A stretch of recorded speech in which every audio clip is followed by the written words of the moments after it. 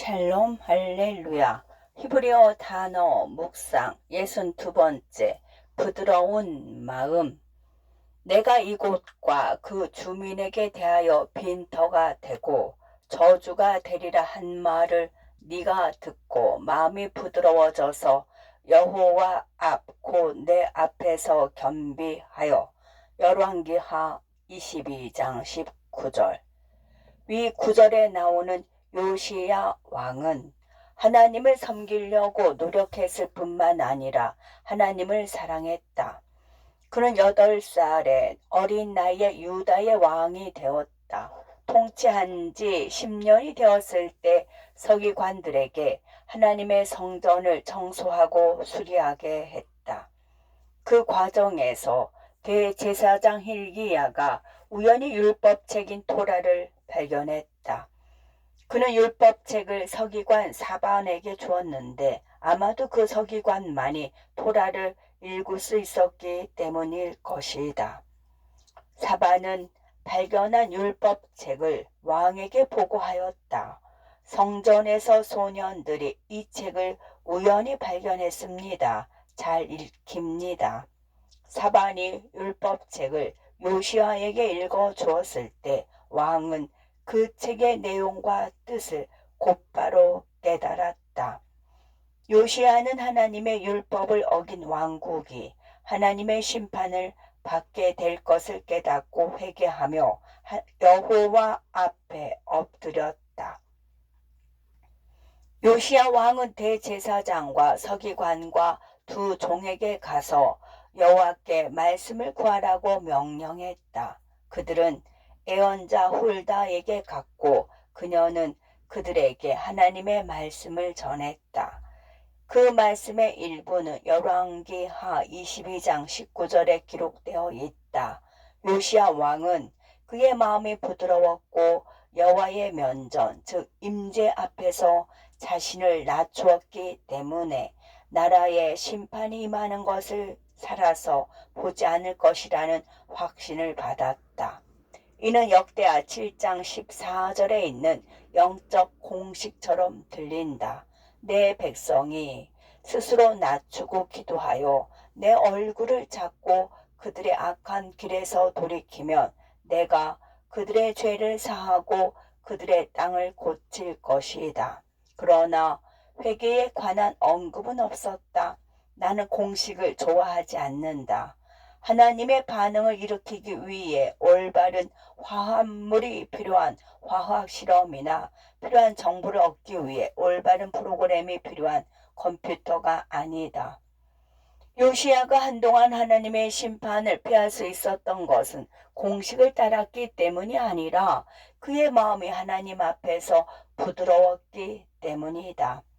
히브리어로 부드럽다라는 단어는 락하크, 섬세하다, 고상하고 온화하고 여성적이다를 의미한다. 락하크는 양육이라는 의미도 담겨 있다. 요시야는 하나님을 향하여 성장하려는 마음을 가졌다.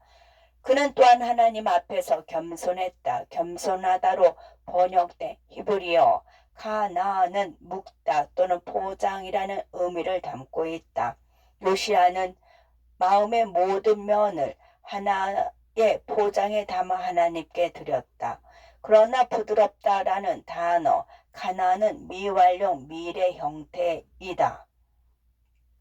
하나님께서 말씀하시는 것은 요시야가 하나님 앞에서 부드러운 마음을 가졌고 그 결과로 그의 마음을 낮추고 포장하여 하나님께 드렸다는 것이다. 이것은 요시야가 갑자기 심판이 다가오고 있음을 깨닫고 재빨리 회개하려고 노력한 결과가 아니다. 평생 동안 그는 하나님 앞에서 부드러운 마음을 보여주었고 하나님이 원하시면 언제든지 포장하여 드릴 준비가 되어 있었다. 이 성경 구절은 요시야가 회개했기 때문에 하나님의 심판을 받지 않을 것이라고 말하지 않는다. 그가 항상 하나님 앞에서 부드러운 마음, 하나님을 향해 성장하려는 마음을 가졌기 때문에 하나님의 심판을 피할 수 있었다고 말한다. 주님에 의한 그의 구원은 잊혀진 율법이 발견되기 훨씬 전부터 시작되었다. 그는 어릴 때부터 하나님의 마음을 이해하려고 노력했다. 나는 사람들이 글쎄 나는 그의 의견에 동의하지 않지만 그의 마음은 올바른 곳에 있다고 말하는 것을 자주 들었다. 그는 하나님의 율법에 따라 행동하지 않았지만 그의 마음은 올바른 곳에 있었다. 그리고 그 율법을 알게 된 후에는 그 앞에서 가나 즉 겸손할 준비가 되어 있었다. 대제사장과 서기관은 그들이 발견한 율법책의 중요성을 깨닫지 못했지만 요시야는 즉시 중요성을 깨달았다. 그가 대제사장과 서기관보다 책의 중요성을 더 잘 분별할 수 있었던 것은 그가 하나님의 마음을 알고자 했기 때문이며 율법책은 자신도 모르게 찾고 있던 책이었다. 그 책은 그가 사랑하는 하나님의 마음과 하나님을 기쁘시게 하기 위해 무엇을 할 수 있는지를 알려주는 책이었다. 한 공상과학 작가에게 흥미로운 이야기를 들은 적이 있다. 작가가 결혼하게 될 여성을 처음 만났을 때 그의 책 중 한 권을 선물했는데 공상과학 소설을 좋아하지 않는 그녀는 책장에 놓고 잊어버렸다.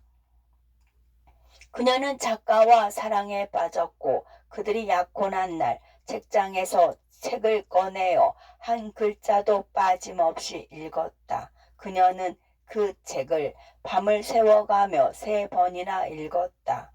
공상과학 소설을 싫어하는 사람이 공상과학 소설의 모든 단어를 음미한다는 것이 이상하지 않은가? 방점은 그녀가 저자와 사랑에 빠졌다는 것이다. 나는 약 60년 동안 유대인부터 몰몬교, 가톨릭에 이르기까지 다양한 종교의 사람들을 만났지만 내 교리 유형이나 신학을 지지하는 사람들은 거의 만나지 못했다. 그러나 나는 그들의 하나님을 향한 진심과 온 마음을 다해 주님을 사랑하고자 하는 열망을 의심할 수 없었다. 언젠가 우리는 하나님 앞에 서게 될 것이고 누가 올바른 교리와 신학을 가지고 있었는지 알게 될 것이다. 하지만 왠지 하나님은 이 땅에서 우리의 교리나 신학이 무엇인지에 대해서는 별 관심이 없으시고 요시야가 관심을 가진 것에 관심이 있을 것 같다. 그것은 우리가 그분을 향하여 락카크 즉 부드러운 마음을 가졌는지 아닌지의 여부이다.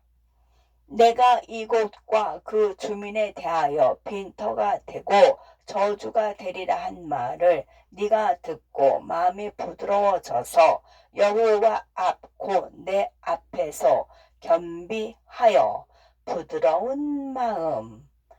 아멘.